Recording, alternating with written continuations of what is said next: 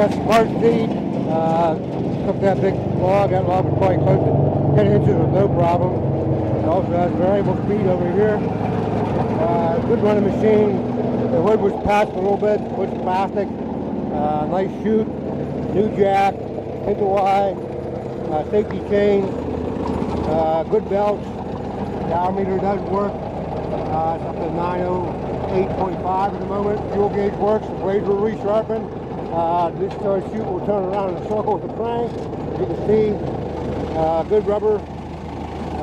Decent machine. Other than a couple cracks in the hood, we're selling this machine with a bill of sale only. You can hear how good it runs. It's got a new starter, a new alternator on it. Starts real easy. I'll shut it down here a minute.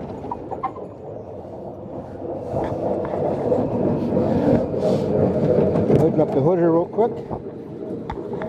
You can see the starter has just been changed. A nice dry engine. No oil leaking out of any place. And new alternator on this side, and likewise. Oil's nice and clean. See the new filter on it. Good muffler. It's a turbocharged B 3.3 Cummins diesel. And there's the VIN number and the VIN plate right here.